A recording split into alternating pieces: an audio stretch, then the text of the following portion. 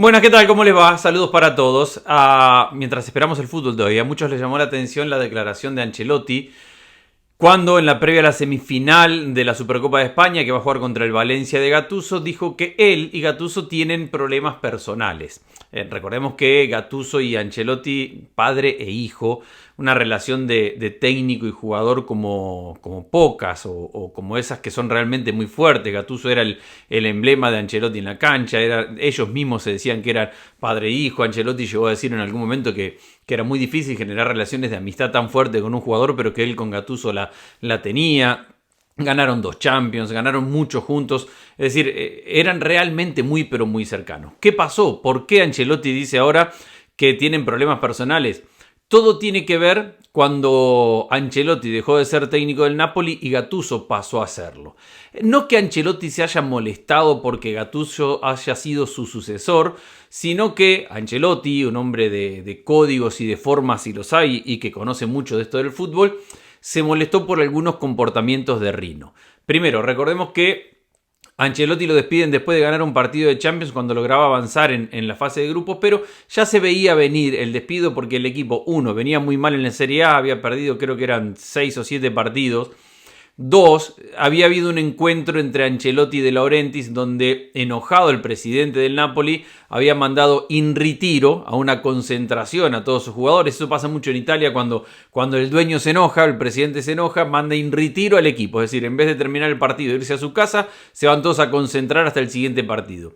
Y los jugadores, acuérdense, aquel gesto de rebeldía apoyado por Ancelotti, no se fueron a esa concentración y Ancelotti apoyó a los jugadores en aquel momento. Ya estaba rota o bastante rota la relación a nivel laboral entre Ancelotti y De Laurentiis. Lo que le molestó a Ancelotti es la negociación de Gattuso, de quien se dice ya había hablado con De Laurentiis varias semanas antes para que empezara a ver el Napoli porque lo consideraba el siguiente técnico, 1, y 2, en la semana donde termina siendo despedido Ancelotti, Gattuso, pese a haber firmado ya unos días antes el contrato, Gattuso no lo llama Ancelotti. Y el que lo llama para decirle que ya lo eligió a Gattuso y que el elegido es Gattuso y que firma Gattuso, el que lo llama a Ancelotti para decirle es De Laurentiis. Y eso, de alguna forma, a Ancelotti le significa una traición. Hay una palabra en italiano y en francés que habla de el hijo que mata al padre. Y bueno, de eso se hablaba en aquel momento, del asesinato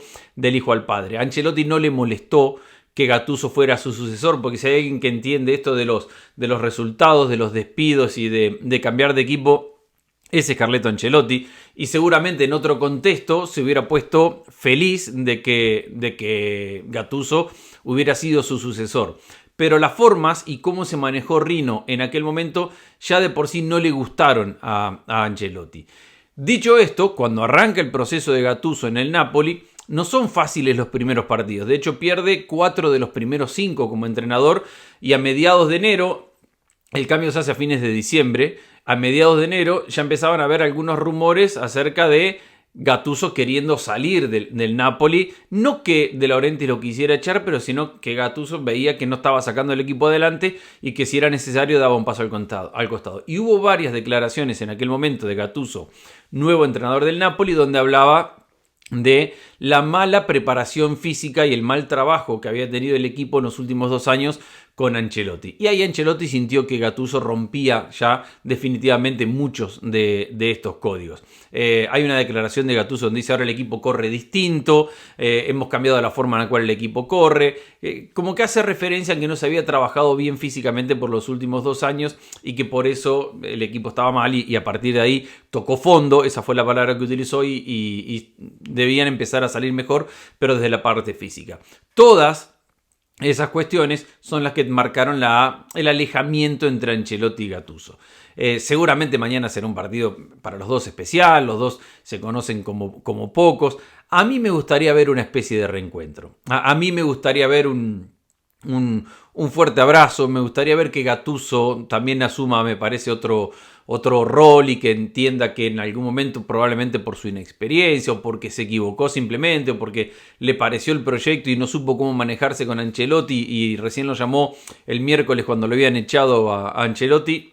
Me parece que Gattuso debería tener algún tipo de aproximación o de gesto para reconciliarse con Ancelotti. Porque nadie quiere ver a Gattuso y a Ancelotti distanciados, con problemas personales, como lo dijo el técnico del Real Madrid. Pero esa es la verdad, tiene que ver con la herencia de la sucesión de Gattuso dirigiendo al Napoli tras el proceso de Ancelotti. Y no tiene que ver, repito, con que Ancelotti se haya molestado porque Gattuso le seguía los pasos en el Napoli y tomaba el equipo del cual él se iba. Porque, repito, ya en aquel momento sabía a la perfección Ancelotti que se estaba yendo del equipo, independientemente de quién fuera el técnico a seguir. Eso era poco importante para Ancelotti, porque ya sabía que se estaba yendo Ancelotti. Después, a las pocas semanas, terminó yendo para ser entrenador del Everton. Lo que sí le molestó es la falta de claridad, la falta de honestidad por parte de Gattuso en ese momento, en lo que él consideró eran códigos que tenía que cumplir. Seguramente Ancelotti no le hubiera dicho ni deja de negociar, no lo hagas a mi espalda, no le hubiera dicho absolutamente nada, porque, repito, si hay alguien que entiende todos estos códigos, es Ancelotti. De hecho, Ancelotti le tocó una situación bastante similar en el Parma. Ancelotti le tocó suceder a Arrigo Sacchi, que era su gran maestro del gran Milan de Sacchi. Y Ancelotti, fue el sucesor en el Parma. Me acuerdo que lo mandó a sola del Parma al Chelsea. Creo que era una parte de pago, entre comillas, de agradecimiento. Pero entonces, si hay alguien que entendía esta situación en la cual vivía Gattuso, ese es Ancelotti, porque a él le tocó una situación bastante parecida en sus primeros pasos como entrenador con quien era en aquel momento su maestro. Todo esto mañana lleva a una novela italiana, a un partido de Supercopa Española donde el Real Madrid tiene un par de cuestiones por resolver, básicamente las que veníamos mencionando ayer. No lo tiene Alaba y no lo tiene a Tchouaméni, tiene jugadores de jerarquía, tiene cómo reemplazarlos. Empieza a haber rumores sobre el enfriamiento de la relación de Nacho con el Real Madrid.